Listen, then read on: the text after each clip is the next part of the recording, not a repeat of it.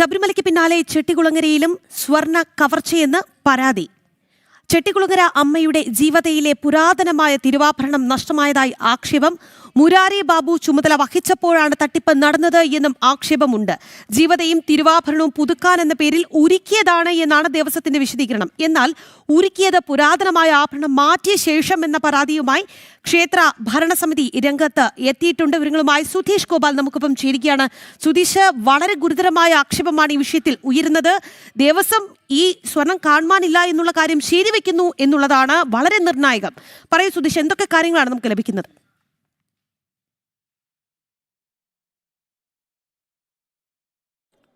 രാഹി, ചെട്ടികുളങ്ങര അമ്പലത്തെ സംബന്ധിച്ച് പറയുമ്പോൾ ശബരിമല കഴിഞ്ഞാൽ തിരുവിതാംകൂർ ദേവസ്വം ബോർഡിന് കീഴിലുള്ള ഏറ്റവും വരുമാനമുള്ള ക്ഷേത്രങ്ങളിലൊന്നാണ് ചെട്ടികുളങ്ങര ദേവീ ക്ഷേത്രം. ഇവിടുത്തെ പുരാതനമായ, അതായത് രാജഭരണകാലത്ത് അമ്മയ്ക്ക് സമർപ്പിച്ച തിരുവാഭരണങ്ങൾ അടക്കമുള്ളവയാണ് ഉരുക്കിയതായി ഇപ്പോൾ ഉയർന്നു വരുന്ന ഒരു ആക്ഷേപം. ഇത് ജീവിത അത്ര കണ്ട് പുരാതനമായ ഒരു ജീവിതയുമാണ് ചെട്ടികുളങ്ങര. ആദ്യത്തെ ഒരു പക്ഷേ നോക്കിയ ഓണാട്ടുകരയിലെ പ്രത്യേകതയാണ് ഈ ജീവിത എഴുന്നള്ളത്ത്. അതിൽ ഏറ്റവും പുരാതനമായ ജീവിത ചെട്ടികുളങ്ങര ക്ഷേത്രത്തിലേതാണ്. ആ ക്ഷേത്രത്തിലെ ജീവിതയിലെ തിരുവാഭരണങ്ങൾ അടക്കം, അതിലെ കുമിളകൾ, ഗോളകൾ അടക്കമുള്ളവയാണ് ഒരുക്കിയിട്ടുള്ളത്. ഇത് ഹരിപ്പാട് ക്ഷേത്രത്തിൽ എത്തിച്ച്, അതായത്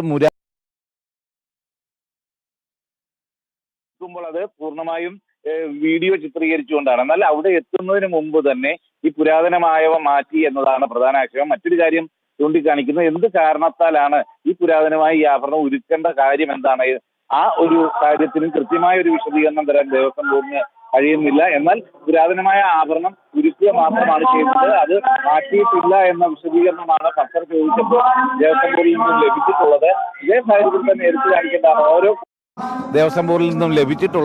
ഇതേ സാഹചര്യത്തിൽ തന്നെ എടുത്തു കാണിക്കേണ്ടതാണ് ഓരോ കുംഭഭരണിക്കും ദേവിക്ക് ഈ കുത്തിയോട്ടം സമർപ്പിക്കുന്ന ഭക്തർ കൊടുക്കുന്ന ആഭരണങ്ങളുണ്ട്. അതിൻ്റെതൊക്കെ കൃത്യമായ കണക്ക്, അത് പൂർണ്ണമായും ക്ഷേത്രത്തിന്റെ കയ്യിലില്ല, ദേവസ്വം ബോർഡിന്റെ പക്കലുണ്ടോ, അതും പോയിട്ടുണ്ടോ എന്നതടക്കമുള്ള കാര്യങ്ങൾ കൂടി ഒരു വിശദീകരണം ഉണ്ടാവണം. അത് കൃത്യമായി പരിശോധിച്ച് ഭക്തരെ ബോധ്യപ്പെടുത്തണമെന്ന ആവശ്യം കൂടിയാണ് ഇവിടുത്തെ ക്ഷേത്ര ഭരണസമിതിയും മറ്റും ആവശ്യപ്പെടുന്നത്. ഹൈന്ദവ കരയോഗങ്ങളാണ് ഇവിടുത്തെ ക്ഷേത്ര കാര്യങ്ങൾ കൈകാര്യം ചെയ്യുന്നത്. അതിനോടൊപ്പം തന്നെ വിവിധ ഭക്തജന കൂട്ടായ്മകളും ചെട്ടികുളങ്ങര ക്ഷേത്രവുമായി ബന്ധപ്പെട്ട് നിൽക്കുന്നുണ്ട്.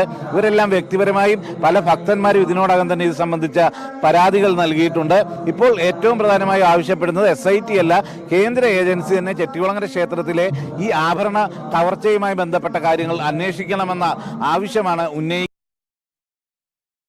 ആ സ്വർണത്തിന്റെ അമൂല്യമായ വില അത് തന്നെ ലക്ഷ്യം വെച്ചുകൊണ്ടുള്ള കൃത്യമായി ശബരിമലയിലേതിന് സമാനമായ രീതിയിൽ ഇവിടെയും കവർച്ച നടത്തുന്നുണ്ട് എന്നതാണ് ബോധ്യപ്പെട്ടു വരുന്നത്. ശബരിമലയ്ക്ക് കഴിഞ്ഞാൽ ഏറ്റവും കൂടുതൽ വരുമാനമുള്ള, ഏറ്റവും കൂടുതൽ ഭക്തരുള്ള ഒരു ക്ഷേത്രം കൂടിയാണ് ചെട്ടികുളങ്ങര ദേവീ ക്ഷേത്രം എന്നതുകൊണ്ട് തന്നെ അതിന്റെ ചെട്ടികുളങ്ങര ക്ഷേത്രത്തിലെ സ്വർണം എന്നതിന് തന്നെ അമൂല്യതയുണ്ട്.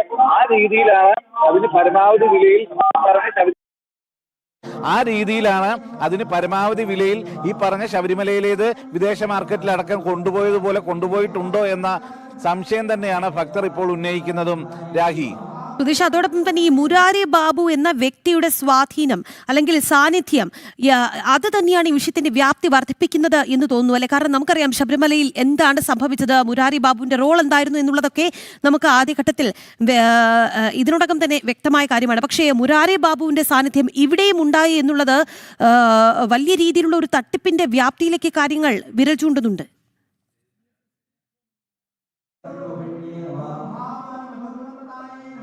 രാഹി, അങ്ങനെ തന്നെയാണ്. മുരാരി ബാബുവിന്റെ കൂടി ഇടപെടലിലാണ് ഈ ജീവിത പുതുക്കിപ്പണിയണമെന്ന ഒരു നിർദ്ദേശം വരുന്നതും.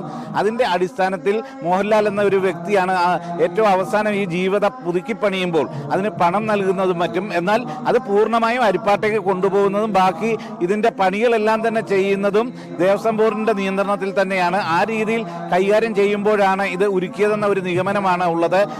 ഇതിനു മുൻപ് ദേവസ്വം ബോർഡിൽ നിന്നും വിശദീകരിക്കുന്നത്, ഇതിനു മുമ്പും ഇത് പുതുക്കിപ്പണിഞ്ഞിട്ടുണ്ട്. പക്ഷേ അന്നൊന്നും ഈ സ്വർണ്ണ ആഭരണങ്ങൾ അടക്കമുള്ളവ ഉരുക്കുന്ന സാഹചര്യം ഉണ്ടായിട്ടില്ല. ഇത്രയും പുരാതനമായ സ്വർണം എന്തിന് ഭക്തരുടെ അനുമതി ഇല്ലാതെ എന്തിന് ഉരുക്കി എന്നതാണ് ഏറ്റവും പ്രധാന ചോദ്യം.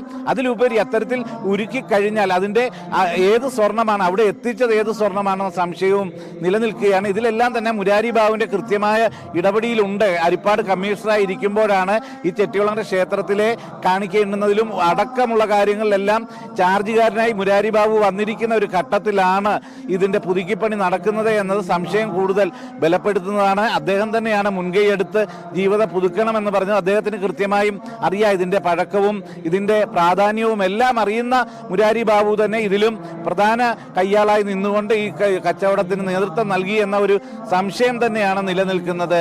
രാഹി, സുധീഷ്, എന്തായാലും ശബരിമലയ്ക്ക് പിന്നാലെ ചെട്ടികുളങ്ങരയിലും സ്വർണ്ണ കവർച്ച എന്ന പരാതി ഉയരുകയാണ്. ചെട്ടികുളങ്ങര അമ്മയുടെ ജീവതയിലെ പുരാതനമായ തിരുവാഭരണം നഷ്ടമായി എന്നാണ് ആക്ഷേപം. ഈ മുരാരി ബാബു എന്ന വ്യക്തിയുടെ സാന്നിധ്യം ഈ വിഷയത്തിലുണ്ട് എന്നുള്ളതാണ്. മുരാരി ബാബു ചുമതല വഹിച്ചപ്പോഴാണ് ഈ തട്ടിപ്പ് നടന്നത് എന്ന ആക്ഷേപം കൂടി ഉണ്ട് എന്നുള്ളത് ഈ വിഷയത്തിന്റെ വ്യാപ്തി വർദ്ധിപ്പിക്കുന്നു എന്നുള്ളതാണ്. സുധീഷ് ഗോപാലാണ് വാർത്തയുടെ വിശദാംശങ്ങൾ നൽകിയത്.